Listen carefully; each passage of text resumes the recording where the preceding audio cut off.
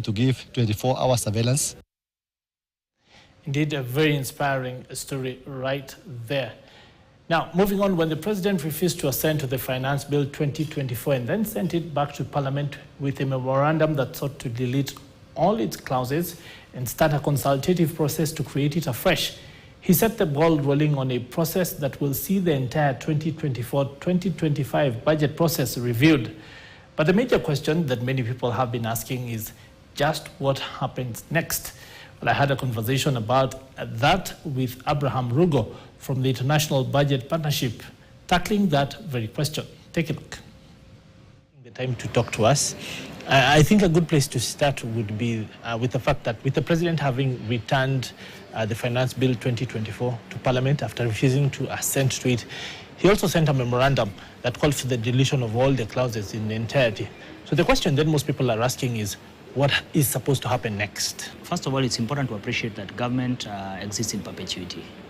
And the laws that are established in the country also run in perpetuity, which means that they do not have, unless they have a wind-up clause, they do not wind.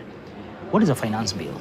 The finance bill is a law that is established, brought to Parliament. It's an omnibus that it comes to basically facilitate the amending or the changing or creation of new laws, So for instance, you have different taxation laws.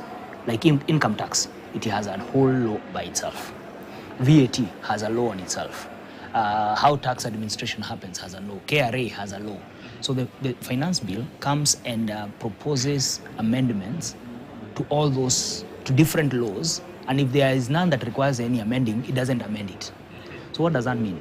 That right now we are using, for the income tax, we are using the Income Tax Act as amended through the Finance Bill of 2023. So if that is not changed, it will remain in perpetuity. The goal of the Finance Bill is to, as usual, government wants incremental, more resources to be able to provide, in theory, to provide more public services and the like. In practice, sometimes that is not achieved for many reasons, either inflationary pressures or, in our case, even, mismanagement. And therefore, the finance bill measures are, for instance, for the 2024-2025 that has now been, the president has basically rejected it, by saying that I propose that all clauses be deleted, simply means that there is no more goal of raising the 346 billion, and the laws that were in place as of last year, or rather, as of now, continue being in place. Yeah. So to that extent, there is no lacuna in the sense of that there will be no law. What will be wrong is, for instance, for the government to go ahead and try to levy taxes, and levies and rates that were in the finance bill, that 2024 that has not been passed, come 1st of July. You get. Of course, that also means that even the good things, such as the extension of the tax amnesty, up to 31st of March next year, also lapses. So because it's a omnibus, both the good, the bad, and the ugly go together. The other question then becomes the fact that the Finance Bill 2024 is part of a larger budget-making process, and that this is just one piece of that process. What then is supposed to happen with the rest of the budget-making process? The Finance Bill addresses the extra measures of revenue raising, yes, as I've just explained. Without the finance bill for 2024, it means that you already have, initially we had about a figure of 322 billion. Yes. The president yesterday talked about a figure of 346 billion. So let's work with 346 billion. Yes. It simply means that the budget that you had targeted, the 3.9 trillion that you had targeted, you are now already in a hole of an extra 346 billion. Yes. If you add that to the initial deficit of about 570, you now have a give and take about 900 billion deficit, almost a trillion. So two things mean that the starting, the Appropriation Act, which is the expenditure side of the bill, yes, of the budget, had also went to the president in the same, yes, in the same package, yes, but he did not refer that back. Yes, so there are two options. Option number one is that he sends back the appropriation bill, recommending that they also reduce the figures by the hole that has been created, if the intention is to keep the deficit at the same level. Yes. That's option one, which basically I think will be a good thing. But seeing that the financial year begins on 1st, and Parliament had already finished its side, all the contentions, all the disagreements, Parliament had finished its side of the bargain to avoid a legal crisis as of 1st of July, which is next week on Monday. It would be then that the appropriation bill, then the president assigns the appropriation bill as is, but immediately the National Treasury sends to Parliament a supplementary budget, which basically seeks to repeal, not repeal, to amend the Appropriation Act and reduce not only by 346 billion, but by a bigger figure. Because remember that you still have the other deficit, which Kenyans are saying, do we even need it? You know, and some of the things that, there are many other areas that need to be rationalized. That's the option 2. I suspect that option 2 is what will go. Why do I suspect that will be the most prudent option right now? Because if Parliament had not concluded its process, there is a provision in law for something called vote on account. Okay. What does vote on account mean? Vote on account means that we asked to be given permission to spend up to 3.9 trillion.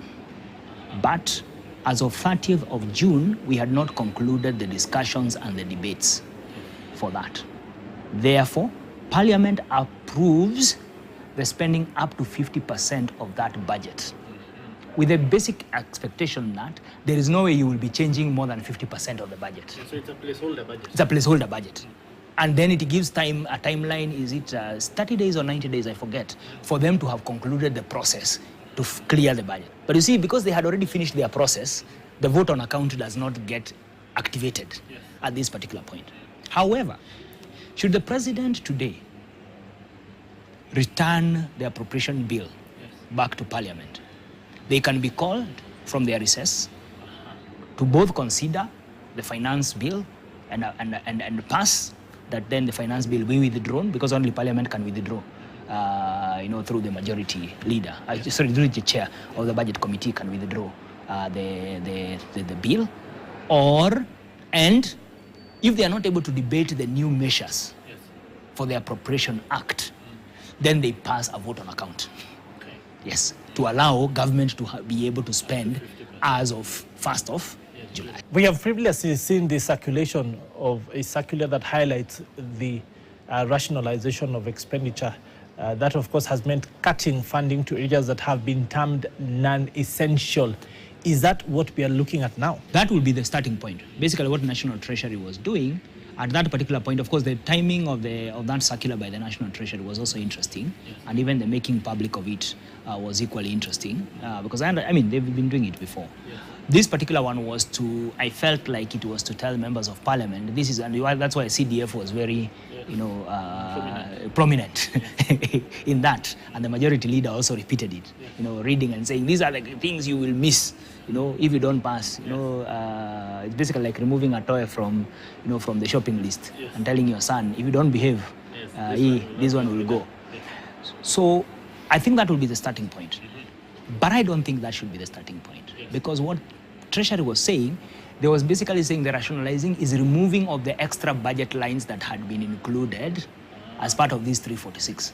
But that's not where the problem is. The problem lies elsewhere. Basically, is assuming that we are okay and we are happy with the other budget lines as they are, with the duplications that exist, with the multiplicities that exist. That those ones, those ones are okay. The only problem we have is these additional measures. I think part of the dialogue that the president talked about yesterday, that multi-sectoral, multi-stakeholder engagement, has to be open up the budget. Let us know what is being spent on what and why. Let us know why one office has multiple budgets. Transparency. Let us know these debt payments. What are they for? What are we paying for? Why are we paying it now? What can we do about it? Is there space for restructuring, however costly that could be? Ghost workers, people who are, swindling public resources. Who are they? You know, what needs to be, I mean, it's a so for me, I think that conversation cannot be left to the National Treasury. You know, they cannot create a problem and be the ones also to solve it. It has to be an open conversation. And the interesting thing is that there has been all these, most of these things have been documented. You read through the parliamentary documents, you actually realize there is quite a number of indication of where things need to be cut. When you read about the submissions that were made by different players during the budget making process, especially the finance bill, you notice a lot of things that people are saying, if you do this way, you will make so much more. You know, if you cut here, you will make much more. For me, I think that conversation needs to be opened, as it were, and we cannot take it for granted that all the other budget lines were okay. The problem was just these additional ones. The Finance Bill 2024 was just one part of the entire budget-making process. What then needs to happen to the rest of the budget-making process so that we can say that this entire process is being relooked and being relooked holistically? What the President shared yesterday was very brief, as expected. He's the head of state. What I'm expecting from the National Treasury is a complete list of what the austerity actually entails. And I hope in that list, we will not just be cutting from people who cannot speak for themselves. We will be cutting from critical spaces. As I have said, we are spending so much on administration and running of the institutions than on productive sectors. So I would like productive and social supportive sectors, you know? And therefore, I expect to see that list of what austerity actually means. Because austerity simply means that government cuts what it's spending on itself, but puts so that to free more resources. Austerity is not just cutting.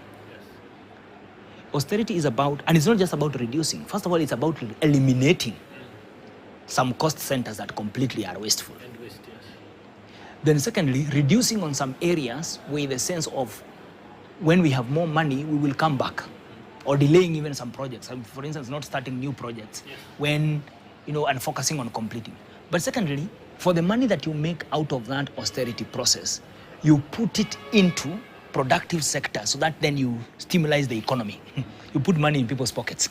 That's basically what I'm saying. You know, so that then austerity is not cutting spending in agriculture or spending in industries and manufacturing and promoting, you know, small and medium enterprises, enhancing export market and what have you, you know. So what you save by cutting on foreign affairs and, you know, and critical offices, you know, spending and multiplicity and administration, you know, cabinet administrative secretaries and what have you, some of that money you put it into productive sectors. The goal is that you stimulate the economy on this side as you cut your running costs on this side, so that later this produces, more people have money, there is more money circulating in the economy, then you produce, and therefore you can go back to some of the projects you needed to do because now you have resources. That's the whole goal around austerity. So it's not just you know, a panga and just slashing. No. Yeah. That's what I expect to see. I'm actually going to be looking forward to the list. I'm going to be looking forward to the setting up of this multi-sectoral forum and what have you. But more importantly, I hope that this becomes the point of a total reset on how we run our public resources management.